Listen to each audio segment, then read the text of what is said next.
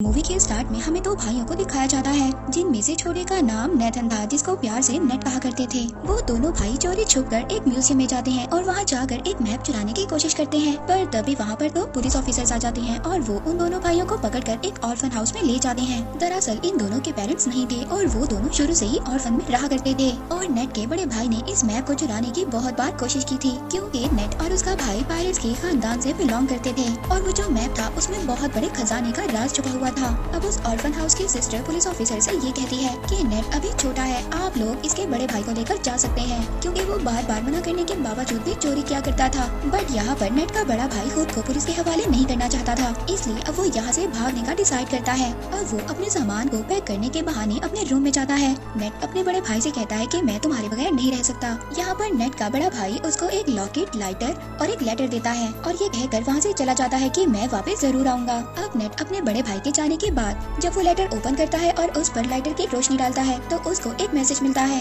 उस लेटर में ये लिखा था कि याद रखना हम लोग पायरेट्स फैमिली से बिलोंग करते हैं और हम लोग जरूर मिलेंगे। इसके बाद सीन शिफ्ट होता है और हमें 15 साल बाद का सीन दिखाया जाता है। हम नेट को देखते हैं जो अब बड़ा हो गया था और वो एक बार में काम किया करता था और साथ ही छोटी मोटी चोरी भी किया करता था। जब एक दिन नेट अपनी बार में काम कर रहा था तो उसके पास विक्टर नाम का एक आदमी आता है। वो उसे कहता है कि मैं तुम्हें और तुम्हारे भाई को जानता हूँ। वो बताता है कि कुछ टाइम पहले मिलकर हम काम किया करते थे, लेकिन नेट को इस बारे में जानने में कोई भी दिलचस्पी नहीं थी। वो विक्टर से वहाँ से जाने का कहता है, मगर विक्टर जाते जाते उसके लिए एक कार्ड छोड़कर जाता है। उस कार्ड में विक्टर का एड्रेस लिखा हुआ था। नेक्स्ट सीन में हम देखते हैं कि नेट विक्टर के घर पर चला जाता है। वो उसके घर में जाकर वही मैप देखता है जो कई साल पहले उसने और उसके भाई ने चुराने की कोशिश की थी। तो तभी वहाँ पर विक्टर भी आ जाता है। विक्टर कहता है कि अगर तुमने पहले ही आना था तो मुझे तभी बता देते। यहाँ पर नेट विक्टर से कहता है कि ये तो वही मैप है जिसको ढूंढने के लिए कई लोगों ने बहुत ज्यादा मेहनत की और ये एक खजाने का नक्शा है और इस मैप के रास्ते पर जाकर बहुत ज्यादा लोगों ने अपनी जान दे दी और उन्हें कुछ भी हासिल नहीं हुआ और ये एक बकवास स्टोरी थी।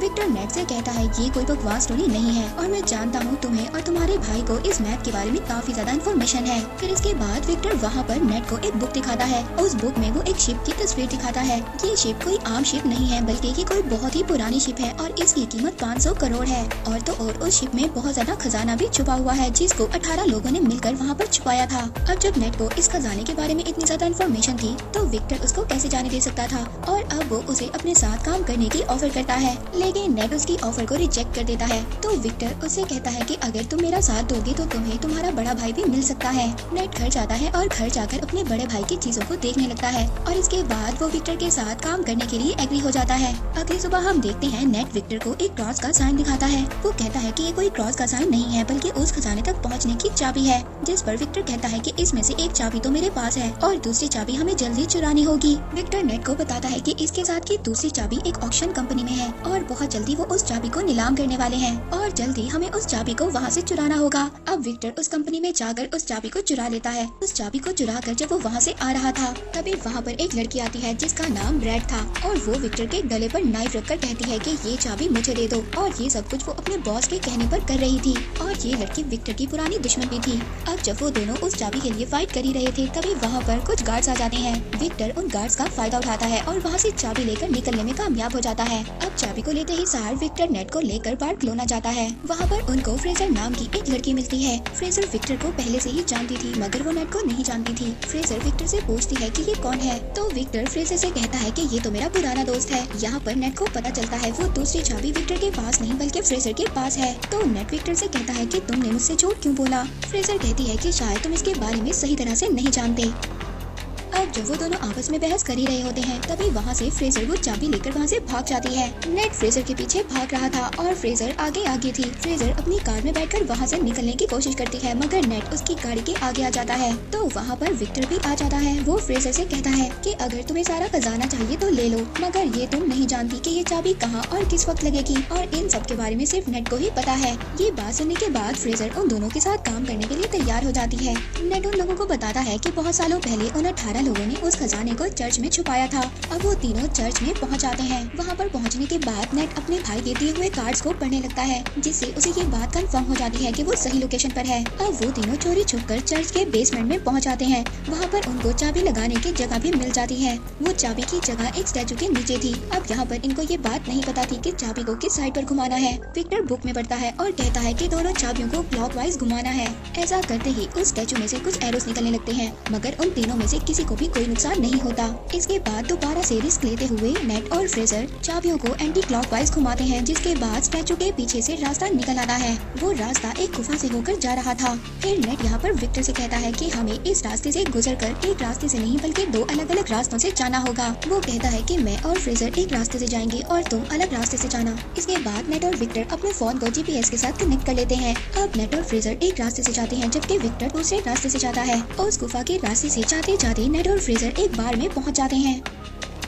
वहाँ पर एक और सीक्रेट रास्ता था जिसके बारे में कोई भी नहीं जानता था। वो लोग उस रास्ते पर जाते इससे पहले वहाँ पर कुछ लोग उन पर अटैक कर देते हैं। नेट वहाँ पर उस आदमी को रोकने के लिए फाइट करता है और फ्रेजर उस रास्ते को ओपन करने की कोशिश करती है। उस दरवाजे के ओपन होते ही नेट और फ्रेजर उस रास्ते से भाग जाते हैं। अंदर जाने के बाद उन लोगों को तीसरा दरवाजा नजर आता है जो उसी क्रॉस वाली चाबी से खुल सकता था। फ्रेजर उस दरवाजे को खोलने की जैसे ही कोशिश करती है तो वहाँ पर पानी भरना शुरू हो जाता है, क्योंकि उस दरवाजे को खोलने के लिए दूसरे दरवाजे पर चाबी लगाकर पहले उसे खोलना होगा, जिसको विक्टर ही खोल सकता था। विक्टर दूसरी साइड वाले दरवाजे को खोलने की कोशिश कर रहा था, पर तभी वहाँ पर वही लड़की आ जाती है जिसने पहले भी विक्टर पर अटैक किया था और उन दोनों में जबरदस्त फाइट होने लगती है। दूसरी तरफ नेट और फ्रेजर पानी में फंस गए थे और वहाँ पर बेहोश होने वाले थे। विक्टर उस लड़की को मारकर बेहोश कर देता है और जल्दी से उस दरवाजे में चाबी को लगा देता है। इसके बाद नेट और फ्रेजर बच जाते हैं और सेफली उस दरवाजे से बाहर आ जाते हैं। अब बारी थी फाइनल दरवाजे पर जाने की, लेकिन कोई भी ये नहीं जानता था कि उस दरवाजे को कैसे ओपन करना है। विक्टर बाहर खड़ा एक होल में से उन दोनों को देख रहा था,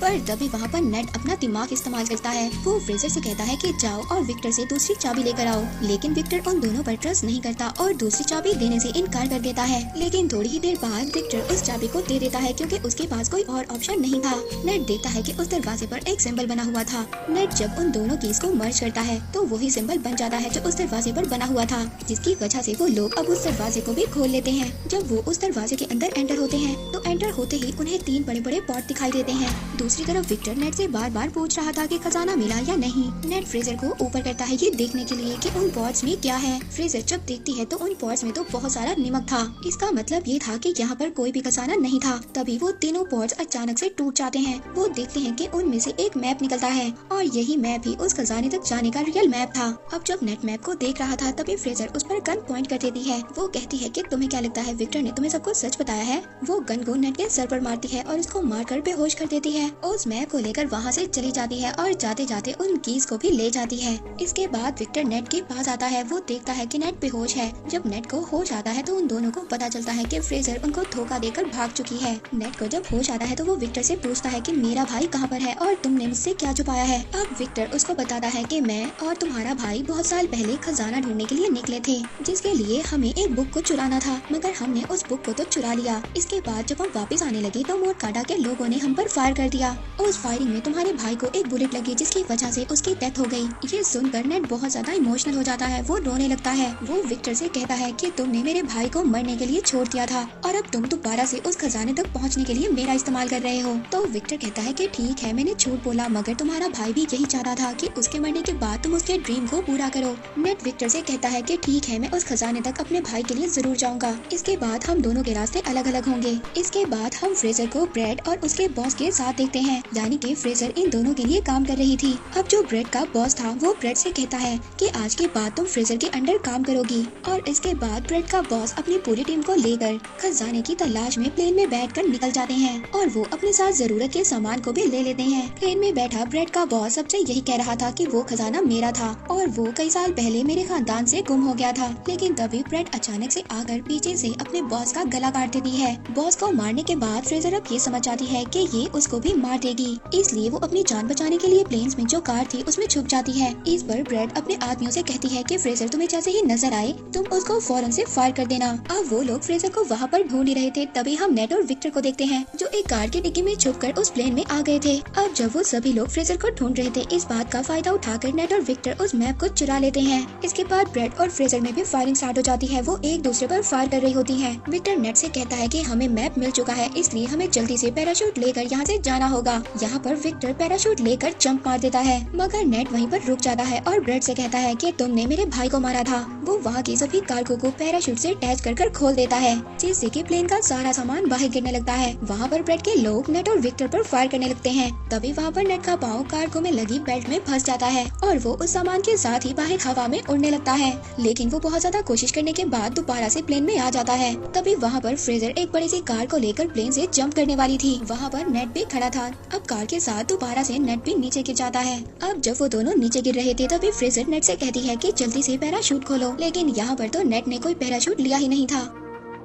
अब वो दोनों हवा में ही उड़ रहे थे, मगर तभी जल्दी से नेट एक कार्गो के पैराशूट को ओपन करता है और वो दोनों उस कार्गो पर चले जाते हैं। उस पैराशूट पर जाने के बाद वो दोनों समंदर पर लैंड करते हैं। अब वो लोग एक बीच पर पहुंच गए थे। वहाँ पर पहुंचने के बाद वो एक होटल में स्टे करते हैं। उस होटल में जाने के बाद वो दोनों मैप को समझने की कोशिश करते हैं, लेकिन यहाँ पर फ्रेजर को तो कुछ भी समझ नहीं आती और वो आराम से जाकर सो जाती है। लेकिन नेट यहाँ पर पूरी रात मेहनत करता है और उस मैप को समझ लेता है और कुछ नोट्स भी बना लेता है। जब सुबह फ्रेजर उठती है तो वो देखती है कि नेट ने मैप को समझकर नोट्स भी बना लिए हैं और वो यहाँ पर दोबारा से चालाकी दिखाती है। वो उस नोट को लेकर खजाने के लिए निकल जाती है। नेट जब सुबह उठता है तो वो देखता है कि वहाँ से नोट गायब है और ये देखकर वो मुस्कुराने लगता है। दरअसल नेट ने उस नोट पर गलत लोकेशन को मेंशन किया था और जो रियल लोकेशन थी वो नेट के पास ही थी। नेक्स्ट सीन में हम देखते हैं कि नेट एक बोट में उस लोकेशन पर पहुँच जाता है जो एक आइलैंड की गुफा में था। वहीं पर दूसरी तरफ ब्रेड ने भी नेट पर नजर रखी हुई थी। वहीं पर नेट पानी में जंप कर स्विम कर उस गुफा तक पहुँच जाता है, जहाँ पर वो दो बहुत बड़ी बड़ी शिप्स को देखता है, जिसको ढूंढते हुए ना जाने कितने लोगों ने अपनी जान को गंवाया था। उस शिप के जब नेट अंदर जाता है तो वहाँ पर उसको बहुत सारा गोल्ड मिलता है, लेकिन पीछे से तभी उसे विक्टर की आवाज आती है। विक्टर भी वहाँ पर आ गया था और ये देखकर नेट काफी ज्यादा डर जाता है और पूछता है कि तुम यहाँ पर कैसे आ गए। तो वो उससे कहता है कि क्या तुम भूल गए, तुम्हें तो मुझे अपने जीपीएस से कनेक्ट किया था। अब जब वो दोनों मिलकर उस खजाने को देख ही रहे थे, तभी वहाँ पर ब्रेड भी अपने लोगों के साथ आ जाती है। उन लोगों को देखकर नेट और विक्टर दोनों छुप जाते हैं। ब्रेड तभी अपनी पूरी टीम को बुलाती है और उन दोनों शिप्स को प्लेन के जरिए वहाँ से लेकर जाने वाली थी, क्योंकि वो ये जानती थी कि खजाने के साथ साथ उस शिप की कीमत भी करोड़ों में थी। अब विक्टर और नेट उस शिप से बाहर आते हैं। वो दोनों अब उस शिप को ही हाईजैक करने का प्लान बनाते हैं। वो वहाँ पर शिप के फ्रंट पर आते हैं और वहाँ पर सभी गार्ड से फायर करने लगते हैं। यहाँ पर नेट भी सभी गार्ड्स को खूब मार रहा था। वो गार्ड्स को पानी में नीचे फेंक देते हैं। अब एक एक गार्ड को मारने के बाद वो प्लेन को हाईजैक कर लेते हैं। ब्रेड जब ये देखती है तो वो गुस्से में आ जाती है। वो दूसरे शिप से उन लोगों पर अटैक करवाती है। विक्टर ब्रेड और उसके लोगों से बचने के लिए हेलीकॉप्टर को तेजी से उड़ा रहा था, मगर यहाँ पर ब्रेड तो उसके पीछे ही पड़ गई थी। इसके बाद ब्रेड के लोग नेट के शिप पर आ जाते हैं। वो सभी लोग नेट से फाइट कर रहे थे, पर तभी ब्रेड सामने से आकर नेट के शिप से टकराने ही वाली थी। नेट पुराने कैनन से ब्रेड के हेलीकॉप्टर पर अटैक कर देता है, जिससे उसका हेलीकॉप्टर डिस्ट्रॉय हो जाता है और तभी उसका शिप भी एक पहाड़ी से टकराता है और पूरी तरह से डिस्ट्रॉय हो जाता है। मगर ब्रेड वहाँ से बच जाती है और अब वो नेट के शिप पर जंप करती है। वो नेट से कहती है कि जो मेरा नहीं हो सकता वो किसी का भी नहीं हो सकता, और इतना बोलकर वो शिप के एंकर को समुद्र में फेंक देती है, जिसकी वजह से शिप और हेलीकॉप्टर आगे नहीं बढ़ पाते और विक्टर का सोने से भरा हुआ बैग भी नीचे गिरने लगता है। वो अपने हेलीकॉप्टर को ऑटो पायलट कर उस बैग को बचाने जाता है। उधर नीचे शिप पर ब्रेड और नेट की आपस में फाइट हो रही थी। नेट अब किसी तरह से बचते बचाते हेलीकॉप्टर पर चढ़ने की कोशिश करता है और उसके पीछे ब्रेड भी आ रही थी। विक्टर यहाँ पर गोल्ड से भरे हुए बैग को सेक्रीफाइस कर देता है। वो ब्रेड पर देकर मारता है, जिसके बाद ब्रेड पानी में जाकर गिरती है। लेकिन तभी वो शिप जो हेलीकॉप्टर से लटक रही थी उसकी रस्सी भी टूट जाती है। अब नेट को तो विक्टर किसी तरह से ऊपर खींच लेता है, लेकिन वो पूरी की पूरी शिप ब्रेड के ऊपर गिर जाती है, जिसकी वजह से अब उसकी डेथ हो जाती है और वो शिप वहीं पर टूटकर तैरने लगती है। नेट विक्टर से कहता है कि हम ये गोल्ड अभी भी हासिल कर सकते हैं, लेकिन विक्टर उसको मना कर देता है। वो कहता है कि अब ये सारा सोना गवर्नमेंट का हो चुका है और वो लोग उसे लेने के लिए आ रहे हैं। जिसके बाद विक्टर दुखी होकर हेलीकॉप्टर चलाने लगता है तो नेट उसे कहता है कि दुखी मत हो और फिर वो एक एक कर गोल्ड को अपनी पॉकेट से निकालने लगता है और वो दोनों खुशी खुशी जाने लगते हैं। मूवी के लास्ट में हम देखते हैं कि एक मोटर बोट नेट और विक्टर का पीछा कर रही है जो कि कोई और नहीं बल्कि फ्रेजर ही थी जिसको नेट ने बेवकूफ बना दिया था। और हम देखते हैं कि नेट का भाई अभी भी जिंदा था जो कि एक जेल में बंद था। और इसी के साथ ये मूवी यहीं पर एंड हो जाती है।